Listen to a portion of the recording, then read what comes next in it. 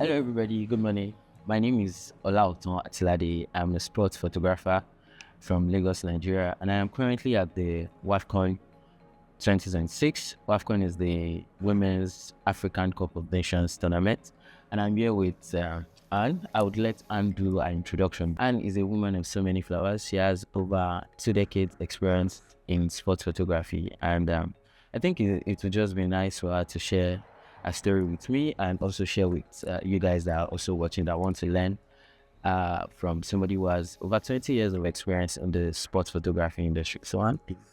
Thanks. Thanks for the nice intro, Ola. Yeah, I've been involved in women's football since 2005. So that makes me old.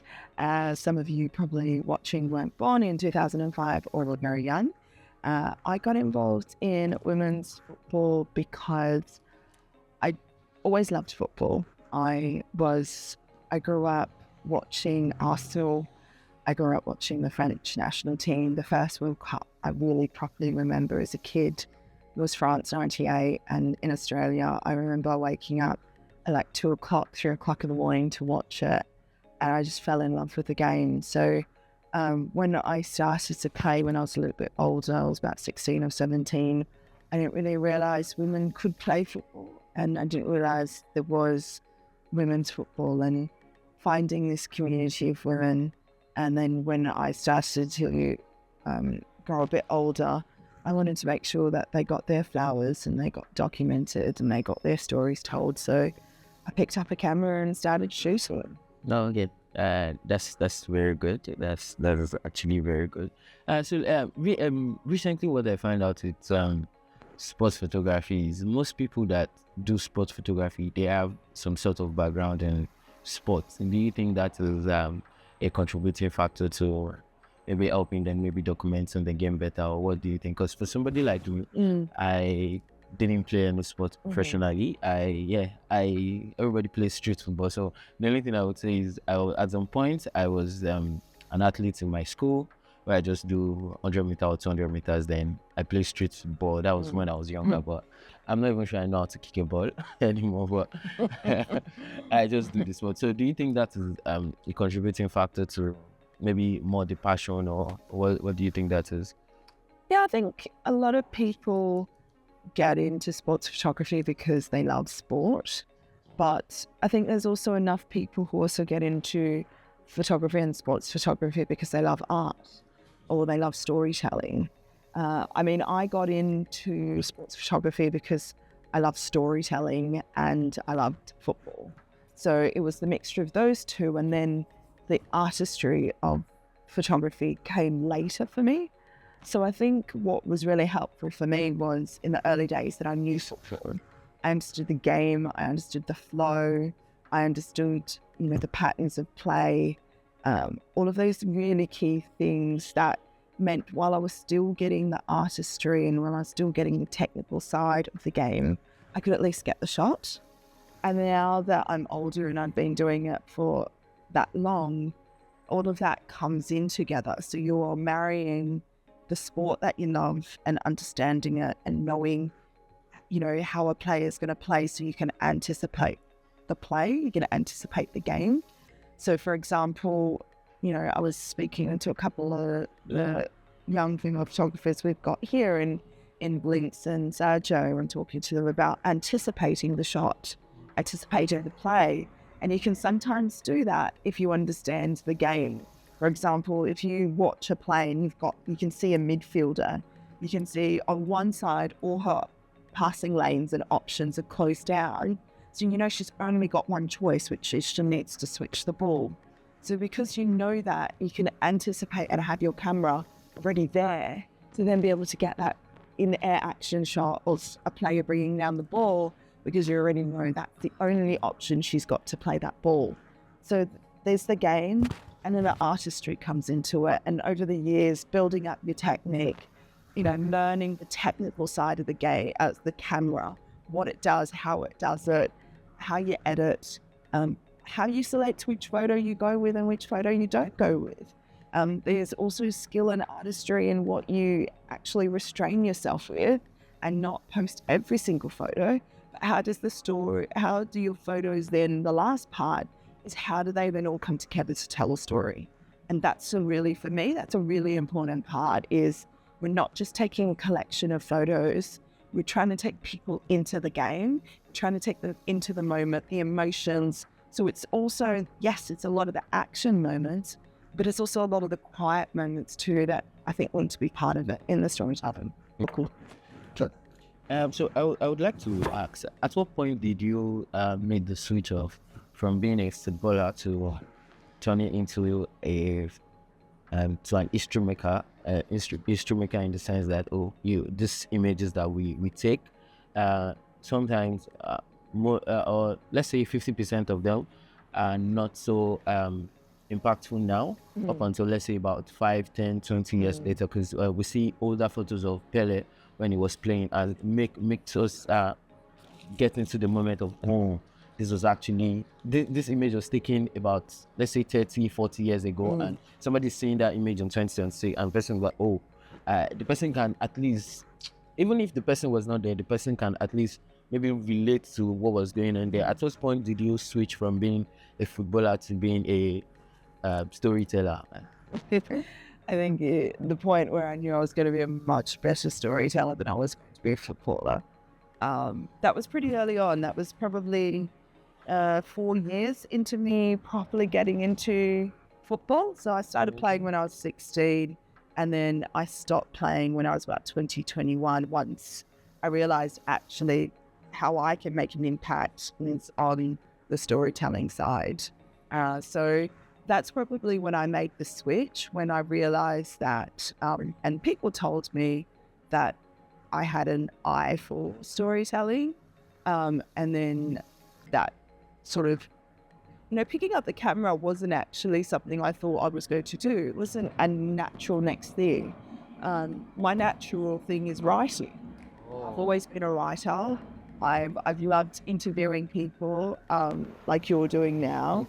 I love hearing people's stories and committing it to paper and writing the words and building that. The reason I got into photography was when I asked, editors why there weren't more female stories. Often the answer I got was because there was no images. Right. And so for me, that was not, okay, well, all right, there's no images, too bad. Like that's the end of that. No, for me, it was like, okay, no images, right. You've given me the problem. I'm just now going to solve it. And the way I solved it was I picked up a camera and I started shooting. So I was like, well, now you're going to get the story and you're going to get the images. You should have no excuse not to, write about women's football now. I mean, it wasn't as simplistic as that, but that's why I ended up picking the camera in the first place.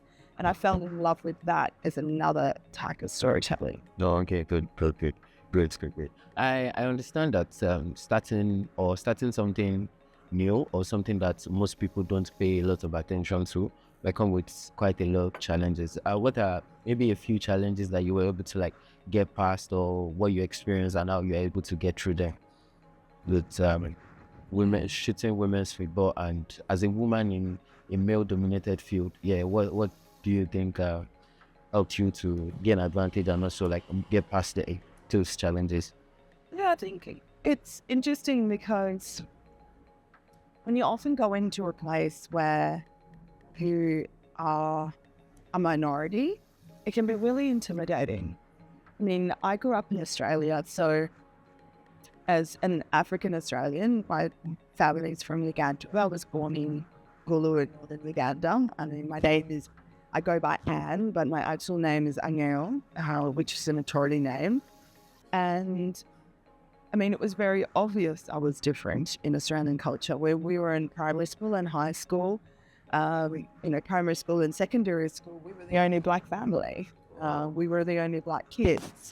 So we grew up in an environment where we were always the minority. So I think that also helped me when I went into sports, and then you're a minority as a woman, and then you're definitely a minority as a black person as well, especially in Australia. And I think having grown up in that made it easier, But I was able to navigate that a little bit better because it was an experience I was very used to. I was used to being a minority. I think the other part that was also difficult was very early on, as you know, photography is an expensive habit. It's an expensive profession. To what? Sorry. I'm sorry. And so early on, it was a case of, what can I afford? And that was the reality because I was a uni student. My family were refugees. We didn't have a lot of money. So anything that I was going to purchase, I had to be able to purchase it myself. So I was working part-time. I was full-time uni student. I was looking after my siblings as well. And so it was whatever I could afford at that point in time. But I think what was really key was, again, what am I doing with this? So while I might not have been in the early days the best technical photographer, I think what I hopefully brought was a lot of emotion and a lot of understanding of who these women were and what they were doing, and just being there, just being present, documenting it was sometimes enough. And so I think where I say to people, when you're starting out, one, just turn up, show up every time. Just whatever you can go to it. Whether it's youth league, whether it's state league, and then when it comes to national, and then when it comes to international, turn up, just show up. I just found ways to keep showing up at all the tournaments and all the league matches and all the state league matches, just kept turning up. And then I think secondly is that know why you're doing it, because that's really important. That's going to keep you grounded and that's going to keep you going. Okay. That's really profound, considering that considering sort of you are an African, or you were an African, moved to Australia, and considering the color as well. Yeah, that's really profound. I think somebody out there should actually learn from what you said. Show up, whether it's youth games, intermediate, national, international, just show up. And also you spoke about your gears. I would like to quickly just ask you a few questions on that. When you were starting out, what gears did you use, and do you think gears are important and in this line of work? Yeah. Is gear important in this line of work? Yes and no. And the reason why I say yes and no is because while you do need the right gear, so as a sports photographer, you do need a telephoto lens to be able to capture the action. You do need a wide lens to be able to capture the portraits. But do you need the top of the range? No, not while you're starting out, not while you're establishing yourself. Again, just have the equipment that allows you to be able to show up. So you don't need to have the top line of everything, and it definitely doesn't need to be new of everything. When I first started out, everything I bought was secondhand, everything. The first time I actually got brand new gear was actually when I started working with Sony. Oh. And that was only 4 years ago. Previous to that, from 2005 onwards, every single piece of gear I had was secondhand. I bought it via buy, swap and sells. I bought it via Facebook Market. I bought it by other photographers who I knew were selling their gear, especially other professionals. From 2005 to 2022, there was not a single piece of gear that I bought new. Whoa. So I think that's why I say gear is important to a certain extent. You do need the focal length for your lenses, absolutely, especially if you're doing sports photography. It doesn't need to be new, and doesn't need to be an f2.8, or, you can make things work. And so I don't want people to get caught up in, I don't have the gear, or I don't have this, or I don't have that. Get what you can afford and make art with it. Come on, right here, great, your pitch. Because sometimes what people say is, "Oh, I don't have this gear, I don't have that gear," and what I just tell them is, start with what you have. Because to be honest and to be frank, is that as a sports photographer who is just starting out, the top range gears for shooting sport are quite very expensive. A camera can cost as high as $6,000, $7,000, and the lenses too. The prices can be way overboard. It's just that start with what you have. If you get a paid job, you can rent when you have to rent. So that's so you don't go out spend all your money. And because one thing with sports is that making money can actually can take a while. So if you're starting out and going out to spend all your money, I just think you're putting yourself off for maybe a little bit of frustration in front. So don't spend all your money on guests.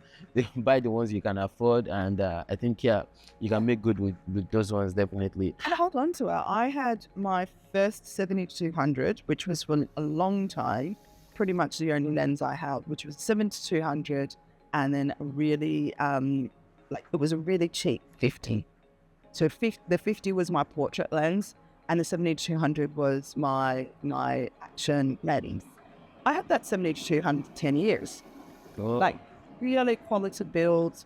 And when I got it, it was also a second-hand 7200. But that lens got me through a number of Women's World Cups and a number of Olympics, and over a decade of women's league matches. So it is absolutely use what you have and learn how to use it well. And don't stress yourself of, oh, I don't have the latest this, I don't have the latest stuff. Here's the other thing that's something you might not know. A lot of sports photographers, their organizations will purchase that gear for them. So you might see the latest gear, especially like a professional from like Associated Press or AFP or Getty Images, but their company purchases a lot of that for them unless they're a freelance or a stringer. So just don't go comparing yourself always to everyone. And then with what you have, learn how to use it really well. Learn how to shoot with it. Yeah. I think that's really good because for myself, I would say when I started to get into sports, I just had the 70 to 200, and fortunately for me, I run a rental store where I rent out gadgets in Lagos, Nigeria. So I was able to get the 200 to 600. It wasn't the best lens for sports, but I was able to make do with what I had. I covered so many league matches with it, not up to recently. It was just in April this year I was able to buy the 400, and I even bought it secondhand from China. I just found a vendor who can help me test it out and ensure it's working perfectly. Most of my gears now, most of them are actually just UK or US use, and I just ship them to Nigeria because I think that's the best way to save money now that you're not working for an agency per se. You just buy the ones you can afford, save as much as you can, because when you travel for international tournaments, you spend money. If you already spend all your money on gears, I'm sorry, I can't help you, but don't spend all your money on gears. Save for international tournaments or no. Now, because that goes to the just show up. Yes. So showing up, you need money to show up as well. So yeah, don't put all your money on gears. So talking about the current gears you use, I know you are a Sony contributor and an ambassador, right? So can you just take us through what is currently in your bag? And because I'm sure people will wonder, you're a sports photographer, your images are really, really good. Just tell us what you have in your bag. Yeah, sure. Again, I'm very, very lucky. I'm very, very privileged to be able to work with Sony. So they kit me out with their top range gear. And it's a little bit of a mix as well. So I purchase also other gear as well that I want for my own kit, but they work with me for the baseline. So I have their Sony Alpha 1, which is their top line sports body, and also used for wildlife as well. There is a version 2 that's now on the market as well, but I still really love the original A1. So I've kept both those bodies. I really like both of them. Then I purchased for myself recently the Alpha A75.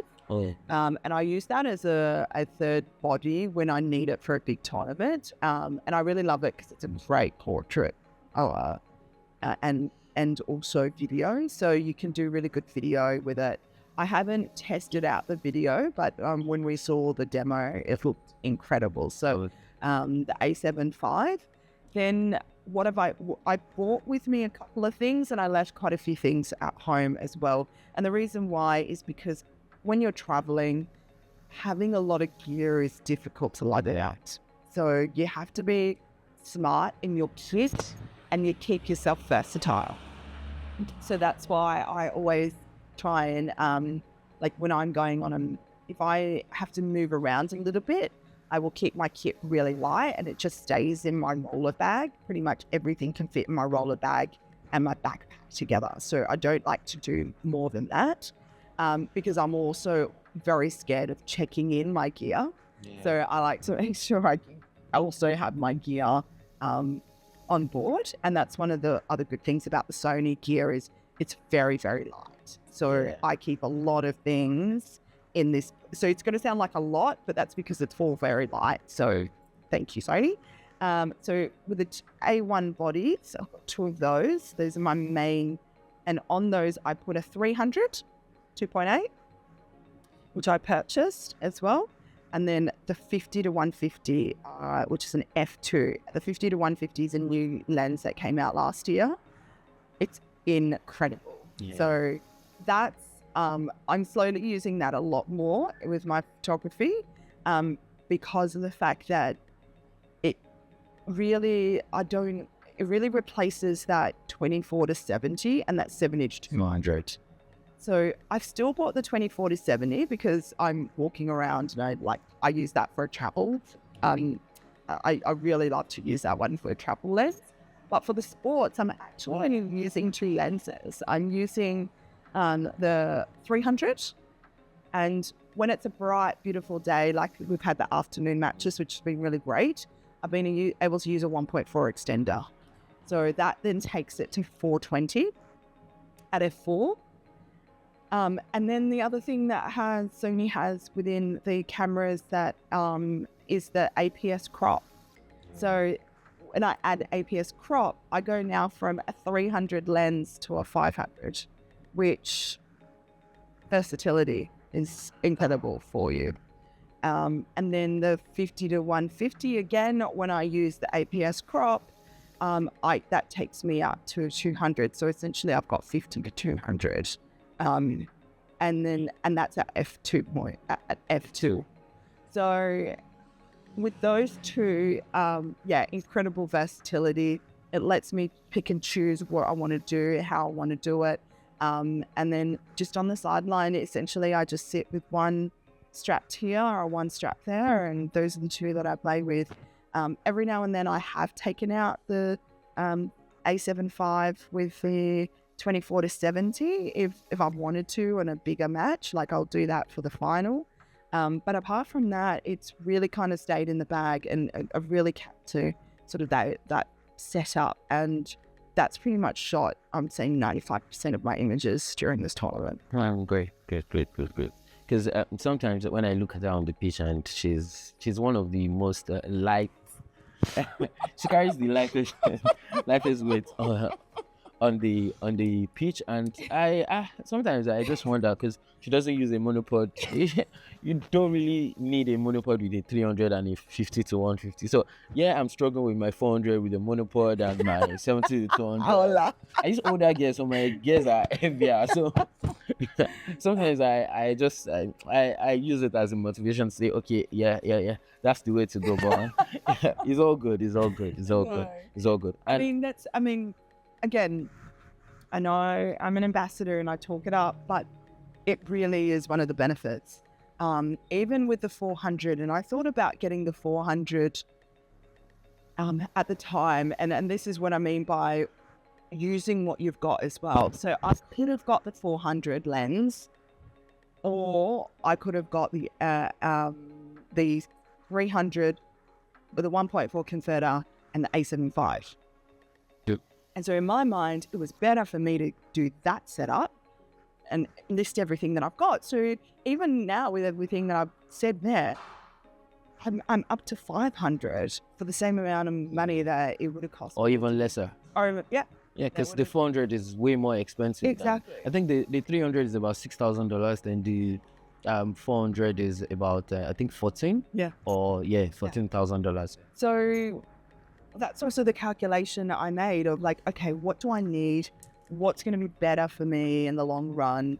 And look, the thing is the 400 and both the 300 and the 400, and I was lucky enough to have the 400 loaned to me for the Qatar World Cup. Somebody who is a taller woman, I'm 5'10", 5'11", I can hand shoot. And that, for me, has been the game changer, moving from another camera system, which I won't mention, but moving from them to Sony, I can hand shoot, and that versatility and just being able to, as you said, move really freely in the pit and just get my shots. It really has been a real game changer for me. Yeah, that's really good, and that's really good. I really look up to you. Hopefully one day I'll move from carrying heavy gears. I'll move from carrying dumbbells to carrying lighter gears. So, talking about tournaments that you've covered, can you take us through tournaments you've covered, but from local leagues to international league? Yeah, it's been a lot. It's been a while. So, as I said to you, I mostly do focus on women's football. I've done a little bit of men's football. I've had lots of opportunities to do men's football, but my passion, my mission, my core is in women's football, and it always will be. And then a little bit in the last probably 2 years, I've branched out a little bit more into women's sports generally. But for me, it's about women and elevating women, because they're such incredible athletes and they do so much hard work, and you want to be there to be able to support them in how you can. And this is how I can support them in terms of the photography. So, I covered the 2007 World Cup in China, then followed by the 2010 Asian Cup, 2011 World Cup, then the 2013 Under-20s Asian Cup, 2014 Asian Cup in in Vietnam. Then I did the 2015 Men's Asian Cup, which was in Australia, so that made that one easy to be able to do. I've done the Cyprus Cup in 2015. 2016 was the Algarve Cup and the Rio Olympics, which was really cool. The Rio Olympics were my first Olympics, which, it was like a dream come true as somebody who's always loved the Olympics as a kid. 2017 Algarve Cup, 2018 Asian Cup, 2019 World Cup in France. Yeah. I was lucky enough to be embedded with the Nigerian team for that tournament as a digital content producer, and got to know the team and got to be around them, which was really, really cool. Then 2020 Asian qualifiers. 2020 was also the year of COVID, so that was supposed to be the 2020 Olympics, but it didn't end up happening, which got pushed to 2021. So 2021, I was to do then the Tokyo Olympics, which was surreal, wild, and really cool. Actually, I should have mentioned 2019 is when I joined the Australian national team. Oh, okay. Yep. And then 2020, so that meant 2020 Olympic qualifiers. That was my first tournament within a team, within a national team. And then 2021 was my first major tournament within the women's national team as the press officer, and also did photography. And then, so that was 2021. 2022 was the Women's Asian Cup. Again, that was within the team. That year was also a big year with lots of tournaments. So we did the Under-20s Asian Cup, Under-17s Asian Cup, and also the Under-20s World Cup in Costa Rica. So that was a year I was not home a lot. I think in that year I was away for something like 260 days of that. Whoa. Year. Yeah, I was not home that much. 2023 Women's World Cup at home. I can't tell you how incredible that was. There's nothing like a World Cup on home soil. I'm just checking that. Yeah, it's okay. Nothing like a World Cup on home soil.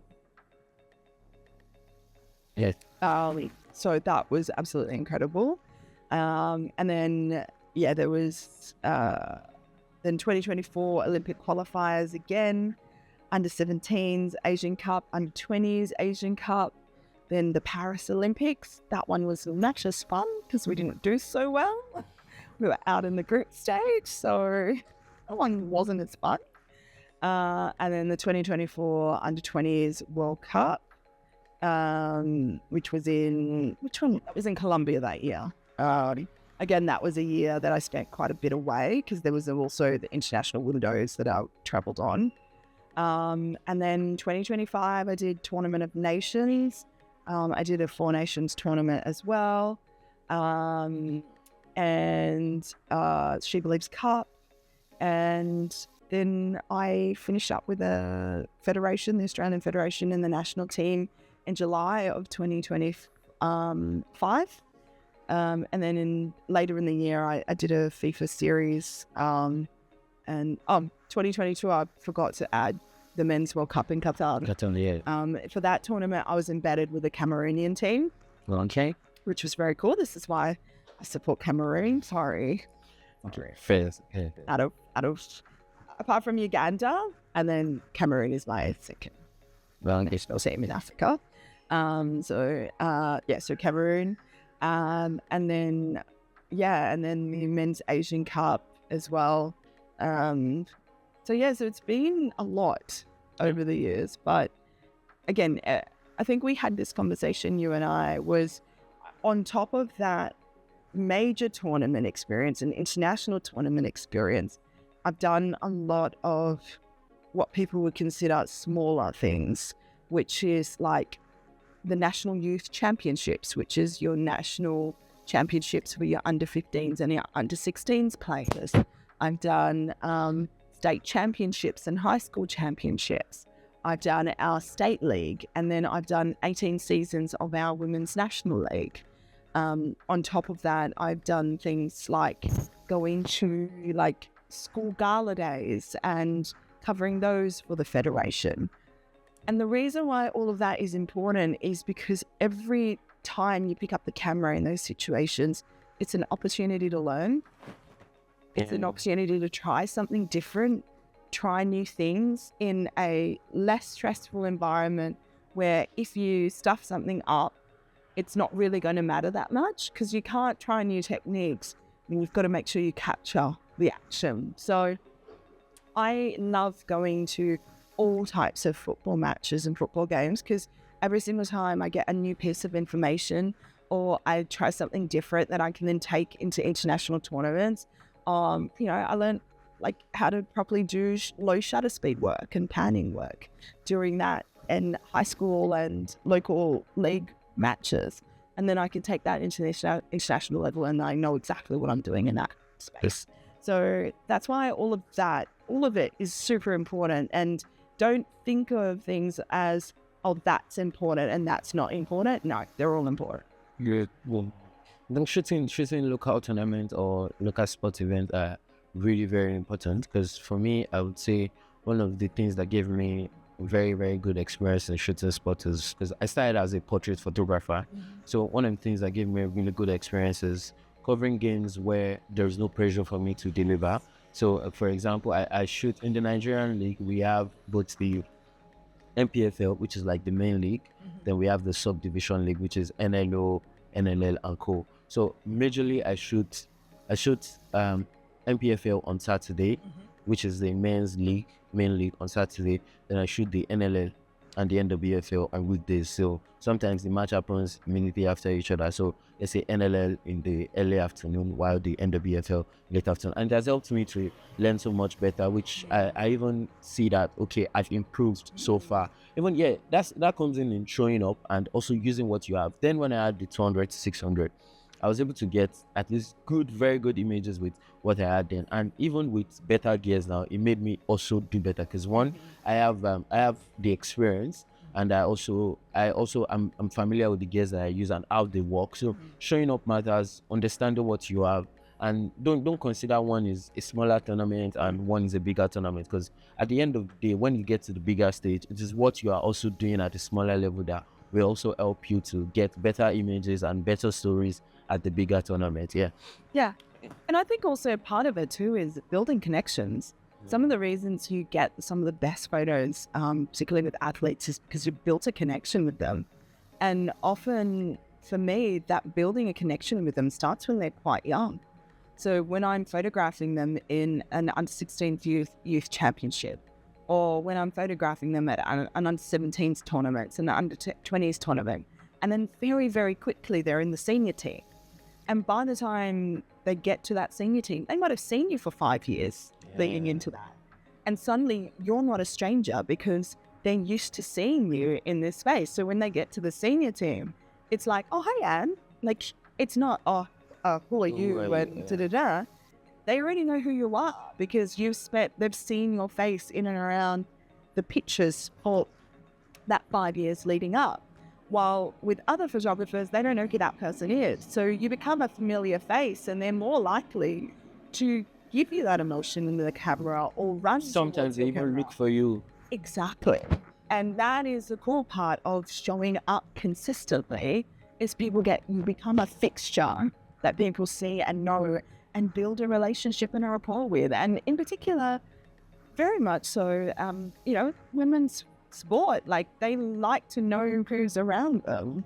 They're a lot more, not reserved, but they need to build a connection with you before they let you in.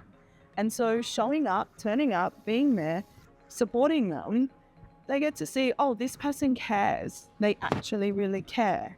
And so then you get a different style of photo than if you're just turning up and being the regular person. That's why in tournaments, when I start out, I'll start out going to training sessions. Oh, wow. And just turning up at training sessions and making sure that I'm there. Because sometimes for people, it's just like, oh, well, we only get 15 minutes on a training session. But that's where you start to build a connection and they get to see you more consistently. Like, I think that happened with the South African team. I turned up with a couple of the early training sessions and then they got to see me and then they got to see me a lot more. And then you build a connection and then they start to say hello to you at games and like kind of stuff. And it just changes the kind of imagery you can get when you have a relationship as well. Okay. Relationship is also very important. Relationship with players, with colleagues. Yes, because for example, I am trying to build a connection with or a relationship with Anne. Anne is from Australia. I'm from Nigeria. This is one connection already. So build relationship when you go on tournaments, when you meet people, with players, with your colleagues, and you don't know where they might even help you or where you might be of help to them as well. So it's vice versa, build relationship. Now, you mentioned briefly that you were the press officer for the national team and as well their photographer. I was combining that. I was merging those two positions because press officer comes with its own job and being the team photographer also come with its own job. How were you able to combine it together? Yeah. In the early days of the senior team, it was possible when the team wasn't so big, but later on when the team got that much bigger, those roles had to be switched. And there was a really good team photographer that came in and did amazing work even to this day. But with the youth teams, it's a little bit easier because there's not as much media scrutiny on the youth teams. Often there's less budget also for the youth teams. So that was one of the reasons why also having the photography skills was useful, because I could use that to be able to, again, go back to the very reason why I started in the first place, imagery, to be able to push it to newspapers so that we could get coverage for the youth teams. So that was all really important in terms of building. You wanted to build a catalogue that helped you do your job as a press officer at the same time. I think the thing that I loved, again, about both of them is, again, you get to build a relationship, which is really cool. And those are relationships that are, like, for me, are long-standing to this day. I've been really lucky, even before I was the press officer with the national teams, that showing up part. I was able to I'd seen the beginning of players' careers and I'd seen the end of the careers. So when I first started out, I wasn't in the team. So I saw their starting careers. And then, like, just most recently, one of the players who I saw her when she was a 14-year-old, she just recently retired. Oh. And I was lucky enough to be there around her retirement and help with that retirement. And so it becomes this beautiful sort of relationship, and you build that over time as well. So, and yes, they're very tough jobs, and sometimes you get lucky enough that you can get another photographer in, which is fantastic. But also there are going to be lots of times where, as a press officer, it's just going to be you. It's just going to be you with a team on a roll. And how do you document it? How do you keep that storytelling alive at the same time? So it's, it can be challenging, but also I think it's an important skill to have. Okay. Good. Yeah, so I would also like to just now for this tournament, for this particular one, we've seen that considering the turnout of photographers against the men's tournament, which is, I'm using Africa now, the AFCON against the WAFCON, what do you think is the issue, or what do you think might be the problem of not so many photographers come out to cover the women's tournament? I think I'm. That's probably a question that I can't answer just because I've been to a AFCON. Oh, okay. Women's tournament. I think the thing I would say is a lot of times, and I see this so often, people don't know how good women's football is until they actually watch it. You know, there can be a perception in your head of what it is and what it's not. And the thing I would always say is just come out. Come into the game. Like, don't consider what you have as a perception in your head. Come and watch a game. Come and shoot a game. And I know so many photographers who are now absolutely, and that includes male photographers, who are absolutely embedded in the women's game because they just love everything about it. I mean, so I think part of it can just also be like never considering that that's a tournament to go to. That's something that I could actually be involved in, because it is very much for a lot of people in their head, you know, particularly if you grew up watching men's football only, that's the pinnacle to you in your head of like, I want to only, like, you know, I want to go to a men's World Cup, or I want to go to an AFCON. Not considering that there's another side that you can actually do that is also equally as wonderful, and with equally beautiful storylines and action photography that can happen at the same time. So I think sometimes it's just getting people out there and understanding that it's a game that, like, we're really lucky in our sport that men's football and women's football, same rules, same pitches, same stadiums. Like, there's so much is still the same goals, you know, same number of players on the pitch, same drama. Yeah, same drama. Same drama. Because yesterday, while we were covering the game yesterday between Algeria and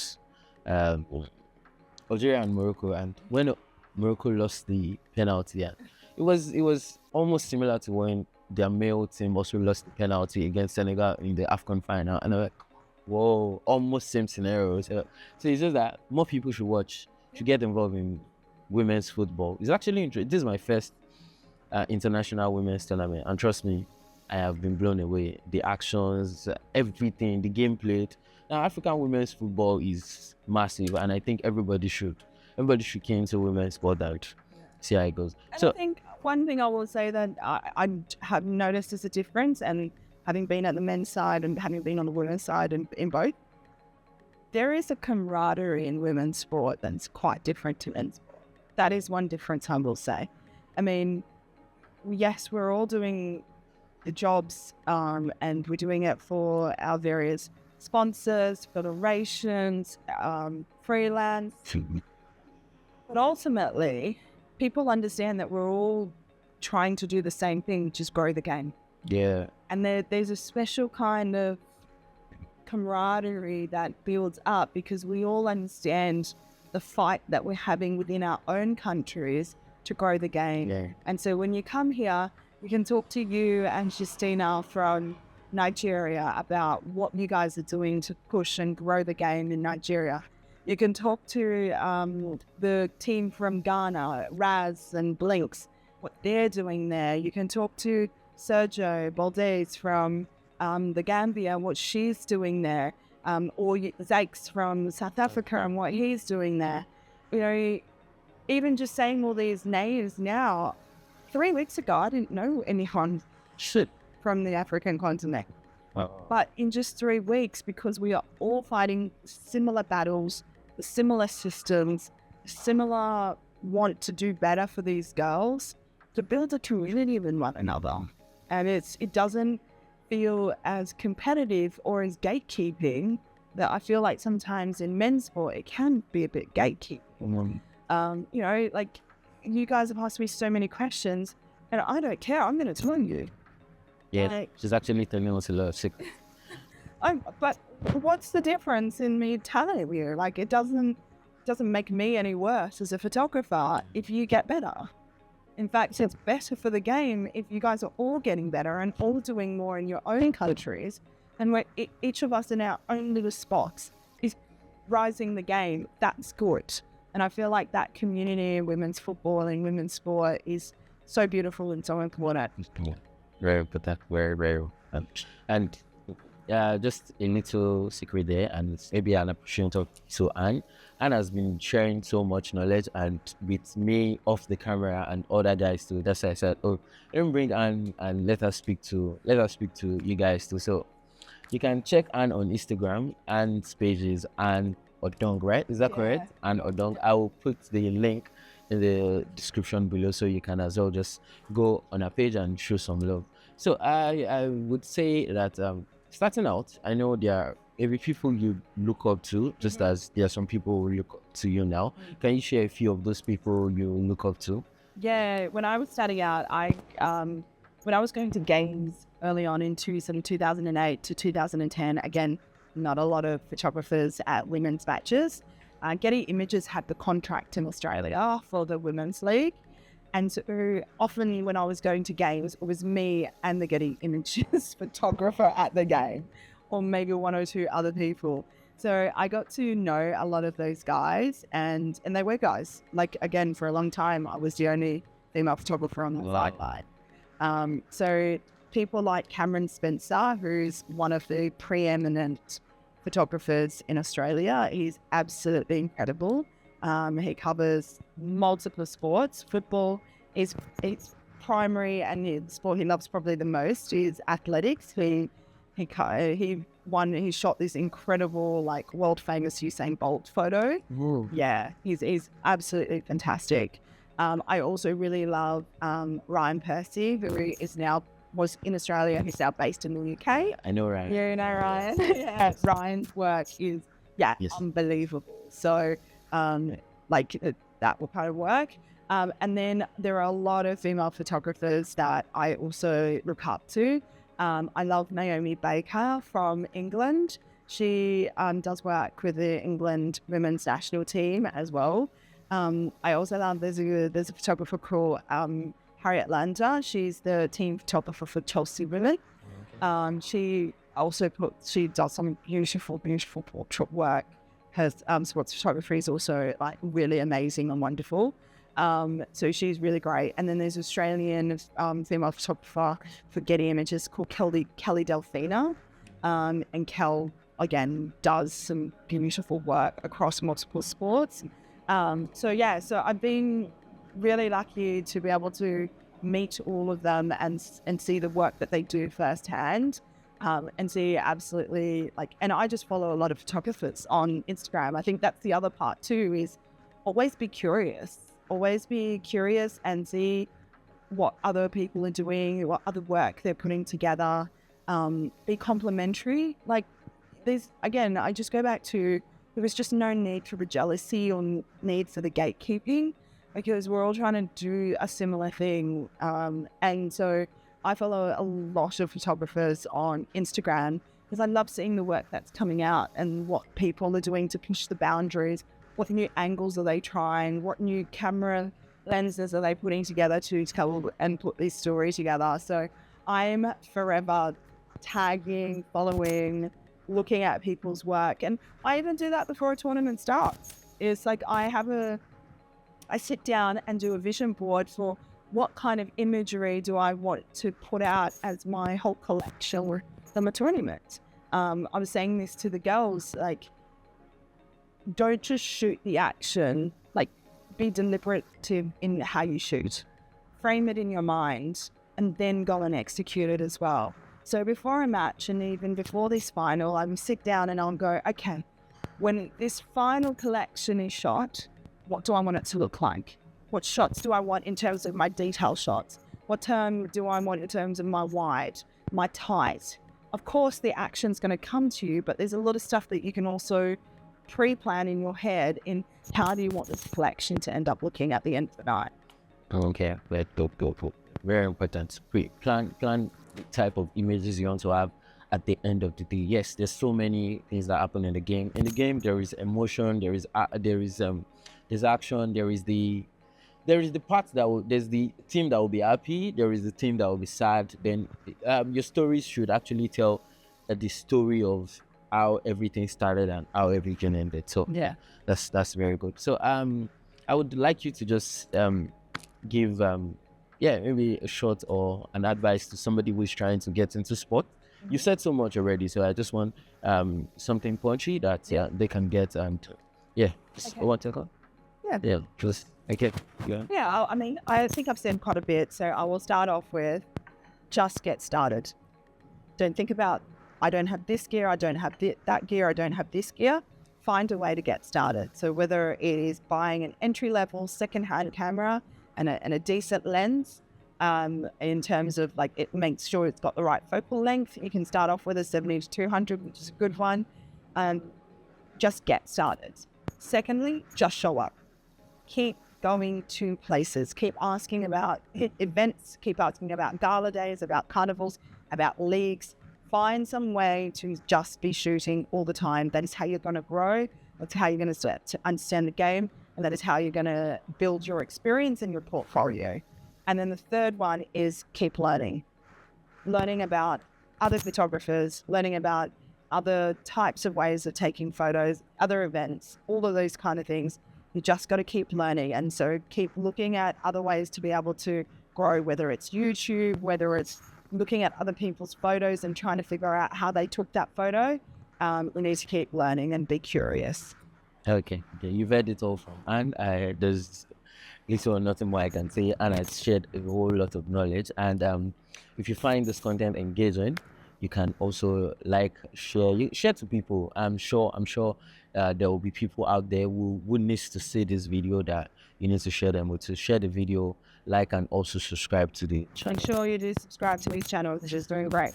Thank you very much.